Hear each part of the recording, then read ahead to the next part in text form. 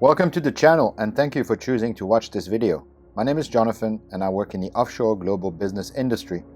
In this video, we will cover the ins and outs of the blacklist of non-cooperative countries in the global fight against money laundering and terrorist financing, maintained by the Financial Action Task Force, or FATF. Second, we will analyze which criteria are required to be inscribed on the FATF Black List and how it affects the global financial ecosystem as a whole. And finally, we will study some of the countries that have regularly featured thereon. I hope you enjoyed this video and wish you a good and insightful viewing.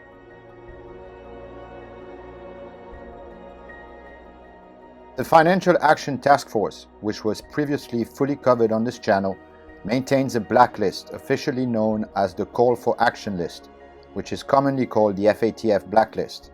This list, which has been issued since 2000, identifies countries that the FATF deems non-cooperative in the global efforts to combat money laundering and terrorist financing.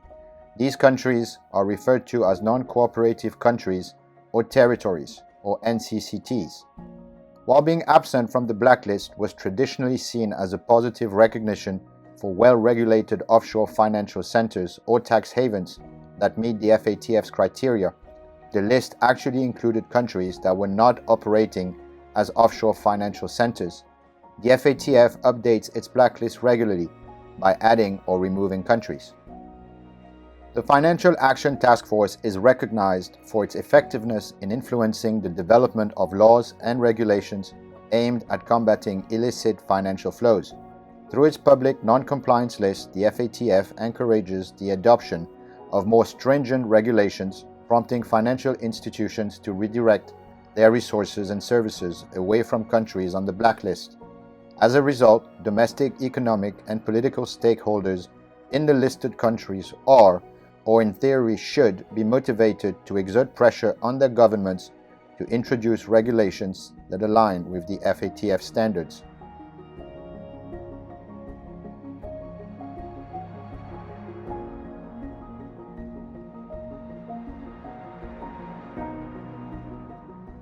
The FATF designates certain jurisdictions as high-risk jurisdictions subject to a call for action if they exhibit significant deficiencies in their systems to combat money laundering, terrorist financing, and financing of proliferation. As per the FATF's website about its blacklist, it states, quote, that it identifies countries or jurisdictions with serious strategic deficiencies to counter money laundering, terrorist financing, and financing of proliferation. For all countries identified as high risk, the FATF calls on all members and urges all jurisdictions to apply enhanced due diligence, and in the most serious cases, countries are called upon to apply countermeasures to protect the international financial system from ongoing money laundering, terrorist financing, and proliferation financing risks emanating from the country. When a country is blacklisted by the Financial Action Task Force, member states and international bodies are likely to impose economic penalties, sanctions, and other restrictive measures on that particular country. It is important to note that the FATF itself does not have investigative powers, but it closely monitors anti-money laundering and counter-terrorist financing systems worldwide to gather information for the composition of its blacklists. Governments have the opportunity to avoid being blacklisted by adhering to the FATF standards and recommendations for AML and CFT measures. Governments have the opportunity to avoid being blacklisted by adhering to FATF standards and recommendations for AML and CFT measures. It is crucial for all jurisdictions to implement the necessary actions to prevent money laundering and the financing of terrorism in order to protect the integrity of the international financial system. Member countries are advised to implement enhanced due diligence measures to ensure their regulatory frameworks align with the FATF standards. By doing so, jurisdictions can mitigate the risk of being blacklisted by the FATF.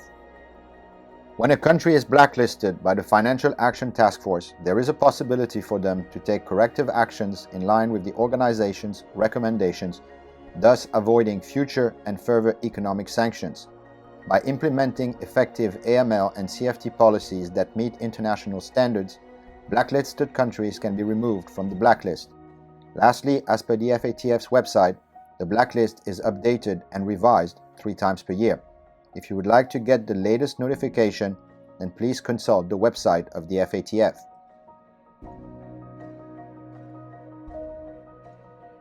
The Financial Action Task Force has expressed ongoing concerns regarding the Democratic People's Republic of Korea, or DPRK, and its failure to address significant deficiencies in its anti-money laundering and counter-terrorism financing regime. These deficiencies pose serious threats to the international financial system. The FATF has for a very long time called on the DPRK to establish an effective AML and CFT framework. Furthermore, the FATF has raised concerns about the risks associated with North Korea's informal activities and the financing of weapons of mass destruction. It has renewed its warning from February 25, 2011, and emphasized the importance for its members and all jurisdictions to exercise caution in their economic dealings with the DPRK and any connections related to the country.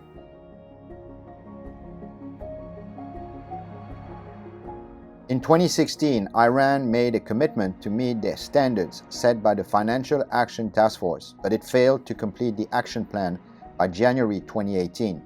As a result of Iran's non-compliance with enacting the Palermo and terrorist financing conventions in alignment with FATF standards, the FATF has lifted the suspension of countermeasures.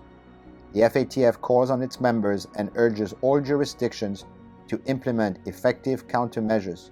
The FATF has also recommended increased supervisory examination for financial institutions, branches, and subsidiaries based in Iran, enhanced reporting mechanisms for financial institutions, and heightened external audit requirements for financial groups with branches and subsidiaries in Iran. Iran is still listed in the FATF statement on high-risk jurisdictions subject to a call for action until the full action plan is successfully implemented. The FATF remains concerned about the terrorist financing risk originating from Iran and the threat it poses to the international financial system until the necessary measures are taken to address the identified deficiencies in countering terrorism financing. Once Iran ratifies the Palermo and terrorist financing conventions in accordance with FATF standards, the FATF will decide on the subsequent steps, which may include the potential suspension of countermeasures. On October 23, 2022, the Financial Action Task Force added Myanmar to its blacklist due to significant deficiencies in combating money laundering and terrorist financing. Myanmar's failure to meet its action plan requirements by October 2022, as well as the lack of substantial progress in addressing identified strategic deficiencies from a 2018 mutual evaluation report, led to the FATF's decision to blacklist the country.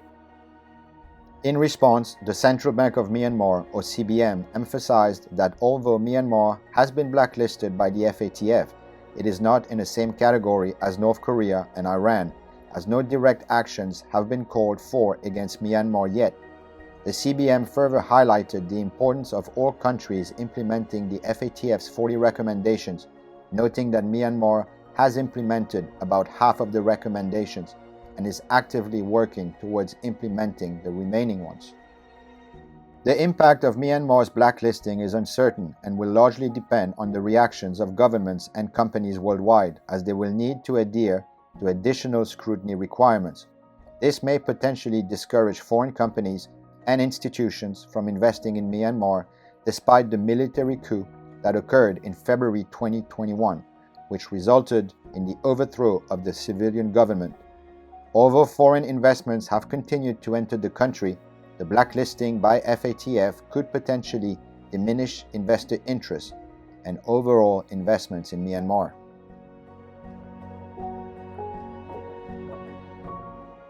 As a conclusion, once a jurisdiction is blacklisted, the Financial Action Task Force urges its extensive membership, consisting of approximately 200 countries, and the international financial sector to recognize the deficiencies in preventing illicit activities and exercise enhanced due diligence in business transactions involving the blacklisted jurisdiction.